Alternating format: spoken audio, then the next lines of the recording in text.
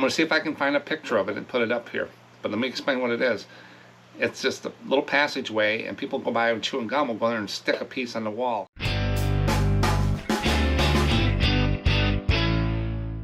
Welcome back to SM Postcards. Today, another agenda. Always down in the corner here when I start, you'll see what I'm going over. Always go over what's sold on eBay. I just grab and package up what is in eBay at the time I do the video that I sold. We'll go over each one of the cards. Today I got a bunch of postcards, and I got 3 8x10 NASA photo pictures that I got, and a lot somewhere, and I'll tell you about those. Then I'm going to do a deep dive on a postcard, Seattle, Washington Postcards. Seattle's known for rain, Space Needle, and stuff like that. So we're going to do a deep dive on the sell-through rate, the pricing, and all that good stuff. Then I put out a poll every Saturday morning. This poll was, have you shipped the wrong postcard to a buyer? Anybody who's been doing postcards for a while probably has, or come close. And I got some comments and stuff, and I'll tell you what I've done. And things I put in place to make sure it doesn't happen. It doesn't happen to me that often. Most of the time, the last time I did it is when I did the video, and I messed them up over here. That's why I take my time to make sure I package them up right. Then I got about 4 viewer comments just from email and stuff like that that we'll go over at the end of every video. More ad-lib, just my opinion of answer to the comments and stuff like that. Let's go ahead and see what I sold on eBay. First one was a standard size postcard over Silver Lake Dunes in Michigan. Just a chrome card, just a sunset type thing, $4.75. Then I sold the church. This church is St. Louis Catholic Church in Fort Kent, Maine. It's got that scalloped edge on there. You can see it at the top up there. Just sold the church. And churches, I always try to make sure I get the city, the town, and the state in the title, because that's what's going to drive people to that. That sold for $4.75. Sold the naval ship on one of those prints, USS Goldberg, DDG 20. DDG 20. $4.75. Sold 2 postcards to one gentleman, or 1 photo and a postcard. This photo is Elcano, USS Elcano, P6 38, around the 1980s it says. And this is a regular photograph on there, and sold that one. And then I sold the US Curos, right there, what that name is, Q-U-I-R-O-S, PG-40. These are older ships that I sold. Might be some of the only pictures out there that I got on these prints. And both of those sold for $13.30. Next one is Hotel Atkin, Knoxville, Tennessee. White border card, 1925 posted. Hotel Atkin, posted, 1925, white border, $4.75. This one sold for $5.65. This is St. George Church Burying Ground, Fredericksburg, Virginia. And this is a white border card of the burial ground in Fredericksburg, Virginia, unposted, for $5.65. Next one is some kind of National Art Gallery, a young girl reading, Washington, D.C. No idea. I just put it up for $4.75 and it sold. Unposted. Young Girl Reading is the title on the back. Right there it says, on Young Girl Reading. That's probably what I used in the title. $4.75. Then I got a crying gorilla. Susie, the only trained gorilla in the world. Cincinnati Zoo Gardens, Cincinnati, Ohio. Susie. Linen card, 1939. $4.75. Sold another naval ship, USS Stump, DD 978. Nice overhead view of that card. That's a Navy shot right there for sure. Unposted. It's one of those publisher cards at the club bought on there. $4.75. Last postcard before the NASA prints. Lithuania Garden, Rockefeller Park, Cleveland, Ohio. It's unposted, but it's written on. A linen card of the garden, and it's got writing, but there's no postmark, so I consider it unposted. No stamp, no postmark. I look for the postmark. $4.75. Then I sold, I got these in a batch of postcards, ephemera came with it. 3 of these 8x10 photographs of the shuttle. Not for sure what shuttle it is. Might be one of the Columbia or Discovery. But there's a stand-up. You can see the outline of it right there. That's the outline of the shuttle. See if I can get the glare off of it. That's the one. It's on board and bagged. I always board them and bag them before I sell them. And then the next one is a front view with a tug right in front. That's the nose. See if I can get this. That's the nose, and that's the tug. And there's people in there. And you can see it right there. 8x10, and that's bagged and boarded. And this is a closer up view of the nose of the shuttle and the tug. 8x10 photo. Sold those 3 for $16.95. I think I paid less than a nickel for these with all the cards and stuff. There was a whole bunch of other NASA stuff.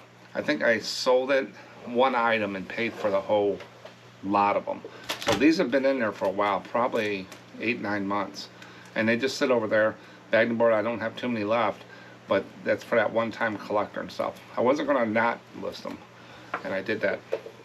So how did I come out with the total? My total was 14 items. So I sold, what, 11 postcards and 3 of the photos. And I'm treating those photos as postcards because same cost of goods sold. And those will ship Ground Advantage in the right envelopes for our 8x10s is what they'll go in. 14 items, $95.33.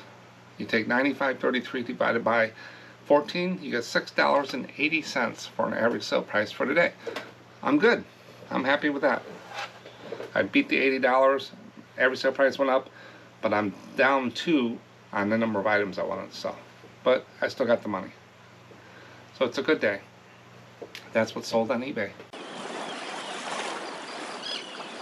Now we're going to get into the deep dive Seattle, Washington postcards.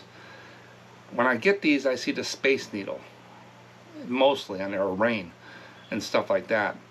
And so I'm going to talk a little bit about the history of Seattle, and then I got 3 facts for Seattle, and one of them I know about, the Bubblegum Alley. My son actually went there, and I'll tell you a little bit about what I know about that. I did work in Seattle, God, 90s, when AOL, American Online, was around. They had problems with their center, their call center, and their telephone system, and they sent me out there, and I was able to resolve the issue, but I only stayed there a couple nights. One night to fix it, and one night just to monitor and stuff, I think, and I was in and out. That's what they used to do with me. They would fly me in and then fly me out to another place. Sometimes I'd be on the West Coast and they'd work me through Texas, Louisiana, Florida, back up to Illinois, or sometimes I'd be out 2 weeks. Just what's the next fire I gotta go put out. Most of it was Midwest, so I could be home, I could drive. But when you get a call on Sunday night and said, you gotta be in Fargo, South Dakota, Monday morning. You know, back then we didn't have all that booking and internet. We had to call a travel service and get in a truck, see what system they have, make sure you got the parts either being shipped there that you think you might have, and make sure you got all your tools and stuff, and then you get in the car and drive. Windshield time for a technician is nothing but money, but it's a lot, it's boring. And then when we get on site, we usually can, if you've seen it before, you can pretty well fix it pretty quick, but some of the fixes took a while and that. But do I miss those days? Kind of. I enjoy what I'm doing now. But here we go on Seattle postcards. Seattle, Washington has a rich history that began in the mid-19th century. Founded, oh, did I sell a postcard? Yes, I did. It's a Polk Memorial Community House, Greenwood, Indiana, 775. So let me start this over. Seattle, I like being interrupted with stuff like that, sales. I'll excuse them, the interruption. So Seattle, Washington has a rich history that began in the mid-19th century, founded in 1851 by a group of settlers led by Arthur Denny. Seattle started as a small logging town. The city was named after Chief Seattle, a leader of the local Duwamish. I'll put that down at the bottom. I think I just destroyed that name. and the Suquamish tribes. I'm going to put both of those right down at the bottom so you can read it and maybe tell me how I did. Who played a significant role in the area's earlier development. The discovery of gold in nearby areas in 1890s helped Seattle grow quickly, as people flocked to the city in hopes of striking it rich. I think that's why we resell too. Strike it rich. And then the early 20th century brought more challenges to Seattle. With the city becoming a major port and trade center, the construction of the Alaska Yukon Pacific Exposition, AYPE, in 1909 showcased Seattle's growth and attracted visitors from around the world. Now, during World War II, Seattle shipyards and military installations played a crucial role in supporting the war effort, further boosting the city's economy and importance. In recent decades, Seattle has become known for its tech industry, with companies like Microsoft and Amazon calling the city home. The iconic Space Needle, built in 1962 for the World's Fair, symbolizes Seattle's innovation and growth. Today, Seattle is a vibrant city known for its technology, music scene, and beautiful natural surroundings, including its famous Puget Sound and lush green spaces. Seattle postcards often capture the city's iconic landmarks and stunning natural beauty, featuring images of the Space Needle, Pike Place Market, and the waterfront. These postcards showcase Seattle's vibrant cityscape and its unique charm. With snapshots of lush greenery, bustling city scenes, and scenic views of Puget Sound, Seattle's postcards provide a colorful and memorable way to share the essence of the city with friends and family. They serve as a keepsake for visitors and a delightful reminder of Seattle's distinctive character. So that was a little bit about Seattle. Now I got 3 facts here about Seattle. Underground city. Beneath Seattle's modern street lies an underground city. After a devastating fire in 1889, the city was rebuilt on top of its old streets, leaving a network of abandoned underground passageways. These hidden tunnels were once used for businesses and transportation, but are now quirky tourist attraction. That'd be neat to see. Then, this is the one I know of. I'll read it and I'll tell you what I know about it.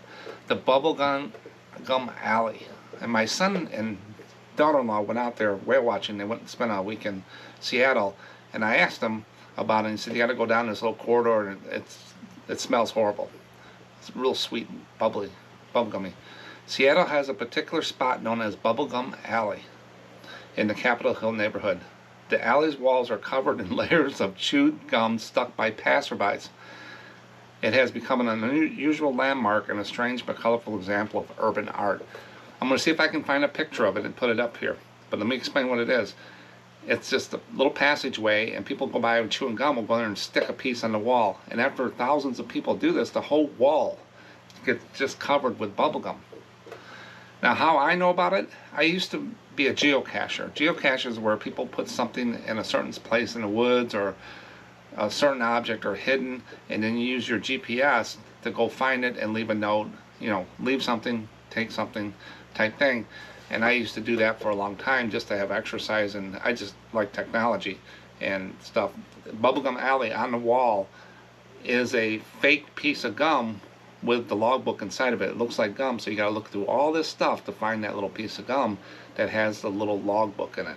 I never did it, but one of my friends went there, and he was able to find it way back when. I was also told one time they went in and they power washed the whole wall, because someone said it was more of a health hazard and stuff, so they power washed it all off, and then people just started sticking more gum on there. So I think that's what's happened to it. But if anybody lives out there, has more history about the bubblegum wall, let me know. But that's how I know about it from the geocache days. And then the oddest Starbucks is the last fact. The original Starbucks, located in Pike Place Market, is known for its odd historical quirks. Its logo originally featured a bare-breasted mermaid, which was later updated to the more recent, modest design. The store's first location still draws crowds fascinated by its retro look and the story behind the logo. Let's see if I can find a picture of that one. Now that's Seattle. The history about it sounds very interesting to go out there. I would love to spend a week there. I heard it rains a lot, The weather and stuff like that, I don't know. I've only done work. I flew in, flew out of places like that up on the West Coast and Oregon and stuff like that. They would just fly me in and out. So I never got to sightsee over in that area.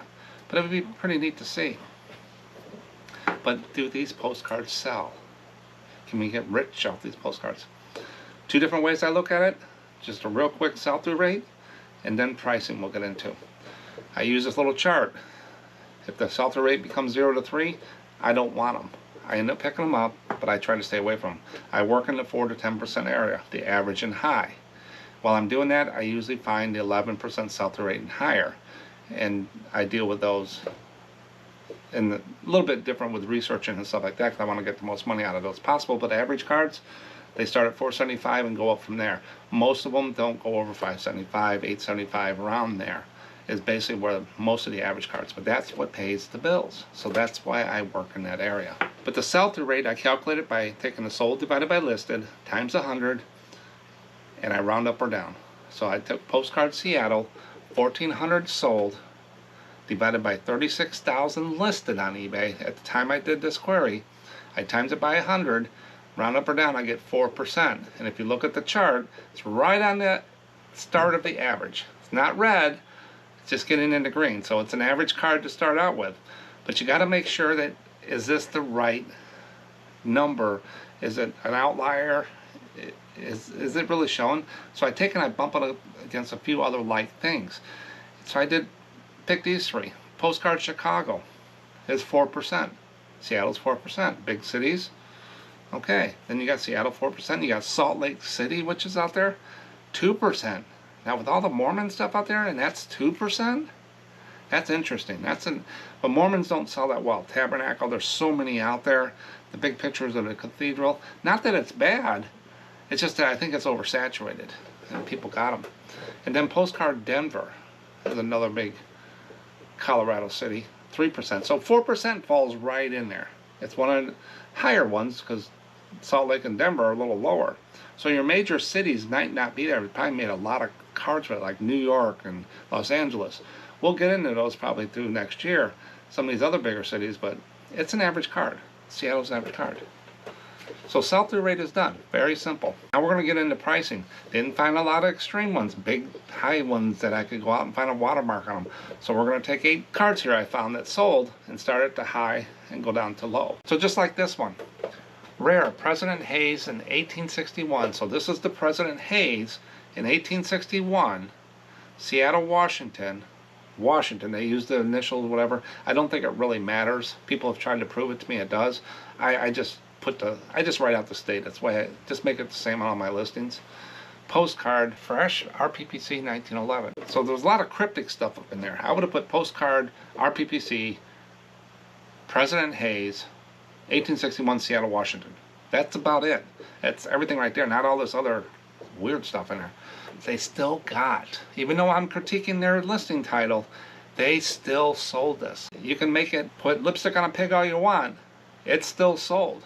They can go against what I say, but to be consistent and stuff like that, that's how I do the title. And some people can get critical of that, but it's sold for $89. That's not bad for a picture of President Hayes. So with the titles and stuff like that, even though this is all over in cryptic, it's still sold. Someone was either looking for President Hayes, Seattle, Washington, real photo postcard, and stuff like that of President Hayes. That's probably what it was, a collector. But $89. Then you got original RPPC, 6 Stadium, Seattle, Washington, unused early postcard. Not in specific, there's unposted, and they know it's an early postcard by the error you put it in. So that you don't need to put all that in title. Just put, you don't need to put original, because how do you know it's actually original? Just like putting mint. My mint's going to be different than your mint. I hate those descriptions like that. Unless you know for sure that's an original. Authenticity. You don't want to put yourself in that position. So I would put Postcard RPPC 6 Stadium, Seattle, Washington. You can see it's an older card, but it could be a photo on a newer card and stuff like that. So you just want to be careful with your title so you don't get those not as described or conversations with people. But it's still sold for $70. Even though I'm critiquing the heck out of these, and people do it to me in my titles probably too. These two cards, one sold for $89, the other one sold for $70. So it's not all about that. People get so tied up in that my stuff isn't selling, I got to change all the titles.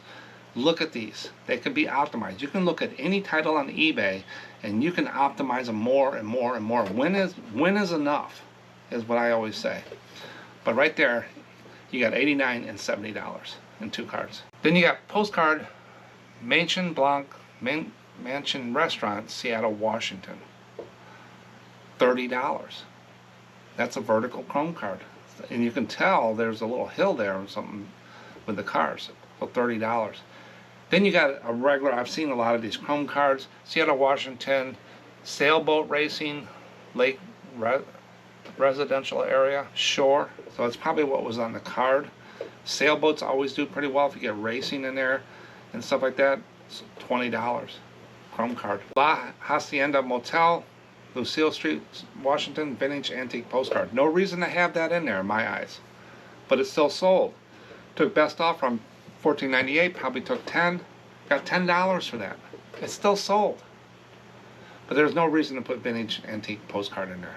I would put postcard up front, put the name of the hotel, the city, and the town, and leave it there. But that's me. But it's still sold.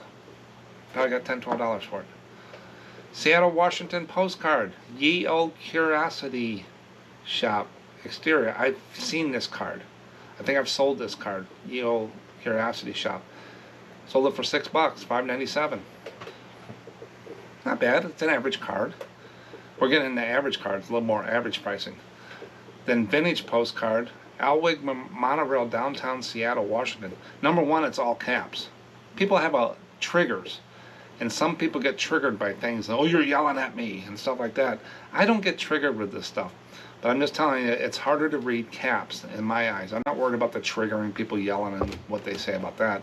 It's harder for a person who reads English to read all caps. It's better to capitalize every main word in the thing. It looks better and it reads better.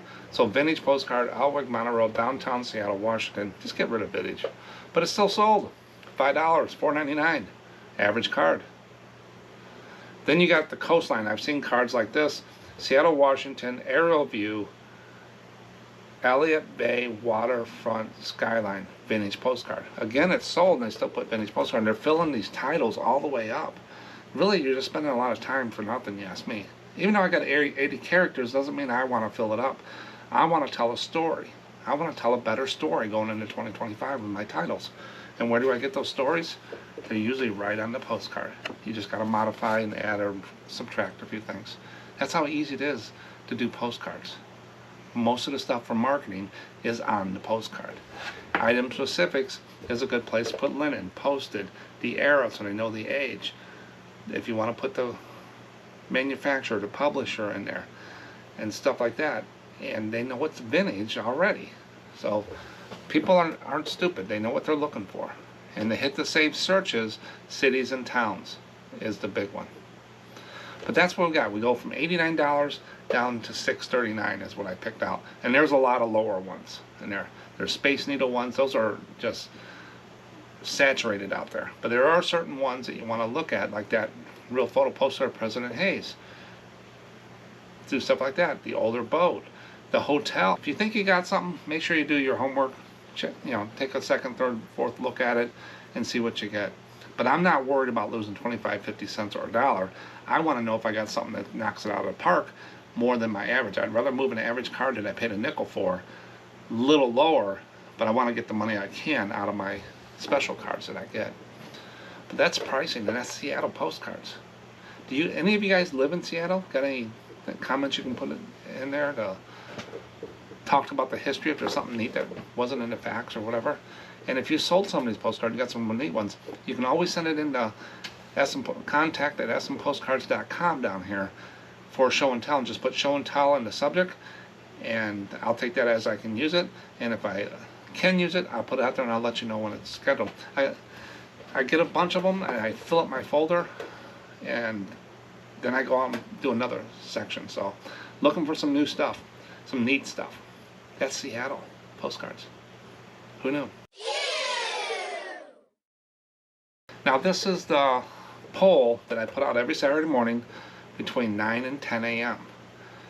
It's just random polls. If you have any questions that you would like to poll the viewers of this channel, and that we get a lot of participation. We had 76 votes on this one, which for the 3,100 subscribers, and we got 76 people to vote. I think that's pretty good. It's always been up there pretty much on the polls, and I appreciate it.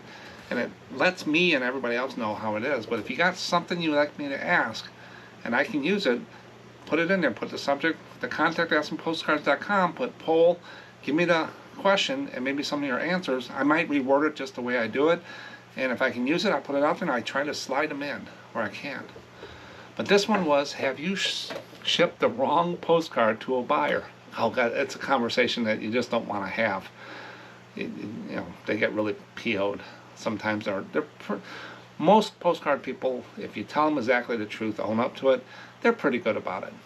But then people say, I really wanted that card, my mother lived there. You'll hear some of that too. But have you shipped the wrong postcard to a buyer? Yes, 37%. No, 51%. So it's pretty good. That goes back to your inventory and how you got things figured out. That's pretty good. Then almost 11%. I think everybody's an almost. You're distracted watching YouTube, watching this channel, and you're pulling cards, you might pull the wrong one. So make sure you concentrate on the channel and the postcards. You can always rewind me.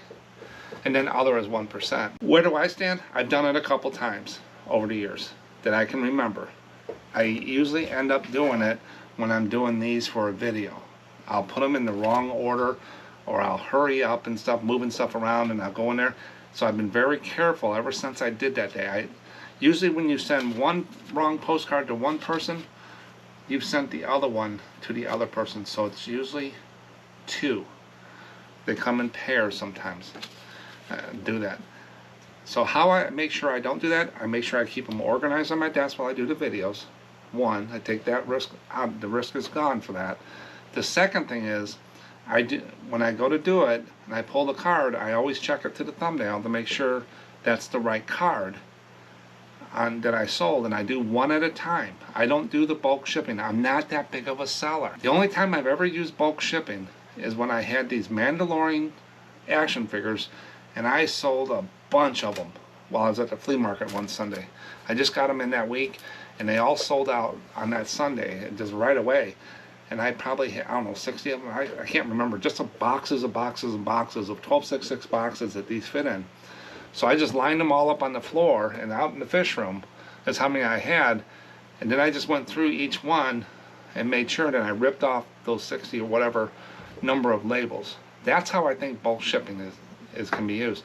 Otherwise, I got to peel off the right label on the right postcard. It's too much to think for me. So what I did, I've never used bulk shipping for eBay's bulk shipping labels for that. I do one at a time. I check through and make sure I don't have that many sold every day. What, 15 to 20, 10 to 20? I check to make sure if I got one buyer for them, I'll combine them in the envelope, and then I do each one, check the SKU, make sure I do it, close it out, then I go to the next one. That way, if I have to go do something and I stop and start, I'm there. I'm not in a race to do that part of it. So I take it one at a time and I double check. So I've only had a couple of these, but it's just a conversation you don't want to get. And I've had a couple conversations where I just couldn't find the card. I'm not going to look through 56,000 postcards and 100 and some boxes to find that one postcard. I'm just going to tell the guy, take the licking, and that's it. I mean, it's not going to be there. A lot of times just transpose number. I keep a spreadsheet with all my titles and the SKU number when I listed it. So if I can't find it in the box and eBay has the SKU number, I can take the title to the spreadsheet, and sometimes I've transposed the number. Like 8609, I might have put 6809, and then I know where it is. That spreadsheet has saved me so many times with that. But I had a few comments on here. I got 4 comments. Philip says, currently sell about a card a day, so not many opportunities to switch orders yet. If you do, Phil, you might want to hang it up if you sell 1 card a day and you send it to the wrong person. I don't know what you're doing there, but I get you. It's going to grow, Phil. You've got the tenacity. You've got the spirit. Just keep listing. You're going to get up there and you're going to be thinking, okay, I'm doing 3 a day. Am I going to make the mistake Mark said? No, I think you're pretty good at it. What I've told with the participation and stuff here. Thanks, Phil. Then Cat D, postcard, no, but I sell other items and I have done that. Almost switched the label just the other day, but caught it in time. Yeah, I think all of us has had that moment where you look down and say, oh, that's not what I want to do. And we caught it before it went out and you're just like, phew. But these envelopes, once you put them in here and you take this little adhesive off of there and you put it on this envelope, you just destroyed 12 cents because you can cut it real easy and do all this stuff. I just rip it back open and put it in the right one. But these things, they kind of get destroyed once you open it. But some people have cut it in there. I don't want to cut the card. I don't want to take the time to do it, but I don't do it that often. But when you close these, they're closed for good. I understand with putting the wrong label and other things. You just got to be careful. I take shipping. I can do it pretty quickly, and I have a little system. I check the card, check the quantity. I think I've done that once or twice with the boats. One guy bought 5. I didn't catch it. Usually I can catch it on the shipping charge because if it's like 2 ounces, it goes from 69 cents. But they put this little red thing up in eBay. It pops up red, a little circle. It says 2, 5, or whatever. I didn't catch it. I said, oh, I'm sorry. I'll get these sent out to you right away. And that was it. I took care of it. But sometimes I'll do that, or just different things like that. So thanks, Kathy. And then Vintage by Jim. I did it once and couldn't find the one it was supposed to be.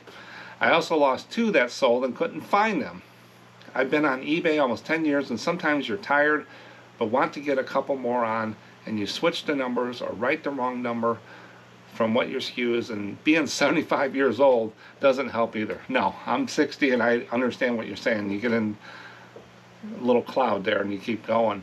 So if you're listing and you're tired, just give up and it'll be the next time. There's no race to get it all done, is what I tell people. I know if I do like 75, 100 cards in a listing, my mind's mush. I'm done with it. I'll get it the next day. So I kind of do them out throughout the day and stuff like that.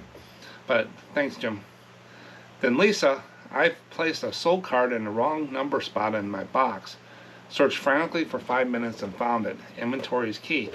And Lisa, I think you're still new to this and you're catching on. But once you get up to 1,000, 2,000, 3,000 cards, to sit there, your 5 minutes are going to go to 20 minutes. And then when you get to the size like I am or other people are, it's just, yeah, I'm not going looking at it. I might look in the box before or after, but that's about it. I've also found them when they slid underneath the other cards. I've seen that by me doing something. That's why I don't touch those boxes as less as possible. Once they're in there, I don't let anybody in my inventory, and I don't go move stuff around. That's why I do not reuse SKU numbers, because you're moving stuff around. You put a human involved, there's going to be mistakes. So I just let it be. They'll just sit there. On there. So thanks everyone and Lisa for participating in the poll. But if you ever have any stories like that and you want to send it in, want me to talk about and how you rectify it, just let me know, because I think a lot of sellers have that anxiety about if there's a problem, how do you deal with it? How I deal with it, I'm just truthful. I fall on the sword. If I get a negative, I get a negative. It's my fault. There's no reason. I don't blame anybody else but me. That's it. So thanks everyone. Now, I got some comments here, and these are just quick comments I pulled from email, and I think I've answered a couple of these a couple times, but they keep coming in, so I'll keep talking about them. Do you think eBay will go away in the future? What will you do if they go away? I did a video about all this, a little bit in there. Will eBay go away in the future? I don't have a crystal ball, but what I see, probably not. Probably not in my generation. It might change. You know, the tiger stripes might change a little bit, because it has to with new technology and stuff like that. But things speed up in technology, they slow down. They speed up, they slow down. And, you know, it can change. What will you do if they go away? I'll cross that bridge when it's there. I'm not worried about that. I tell people all the time, I'm not worried about stuff that hasn't happened. You can see the warning signs of a billion-dollar company like this pretty much miles away, years away, that something's going to happen unless something happens. But understand, there's more buyers than sellers. So the buyers are always going to be there. You just got to figure out where everybody's going to make the new postcard place or the new selling place. Everybody, all the sellers are going to migrate somewhere, and all the buyers are going to migrate. Just follow the crowd. Sure, all my work here will be for naught, but it gives you a chance to renew, refresh, start over, something new, instead of the same old, same old. But if you're already worried about this, you're living the scenario. Don't worry about it. Keep an eye on things, but build your business that it's going to be here forever. And then you'll be able to manage if it does happen. I don't worry about all that stock market and all that stuff. My little postcards is not affected by the stock price today. If they tank for some reason, then we'll move. But I'm not a naysayer. I think 2025 is going to be a good year. Better year than we had in 2024. I'm not optimist. I'm going to keep moving forward. Thanks. Another person says, I just have 1 or 2 categories in my store for postcards. I think posted and unposted is the only two things I think you can use. What is the advantages of using categories? I think they just make the listing process longer. Just a couple clicks on the little category thing. Typing the title takes longer. But categories do a couple things. One, it makes it easier for the buyer. If they're just looking for Seattle, Washington postcards, and you got all 50 states in there, and you put all your Seattle and Washington, and you got 20,000 postcards listed, guess what? They don't need to do their own little search and look through all your postcards, search your store with that. They can just go down to your category, click on it, and just look at all your postcards, buy, put in cart. That's what it does for them. Secondly, a little selfish, but it helps the sellers. You're going to a postcard show. You want to know what you really need in your store. I don't need any California. I don't need any Florida. I don't need any New York. I don't need any Massachusetts, Pennsylvania. I am full. And how do I know that? I look at my categories. I need some Illinois. I need Midwest. I need some Seattles. I don't have a lot of Seattle. And North Dakota's out there. Not a lot of postcards. Texas I don't need. Arkansas I could use. That's Midwest. Maine I don't need. Rhode Island I could use some. West Virginia always. Virginia, no. Mississippi, I could use some. Ohio, I think so, but I can double check. That's what it does. That's what category's for.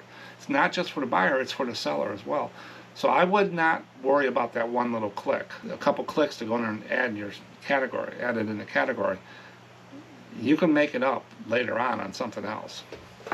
Using eBay templates or a program like 6-bit to put all your pre-programmed preferences in there will save you that. But having 2 categories and a lot of cards doesn't make sense to me. But I would check into it a little bit more. I think I did a video on categories too.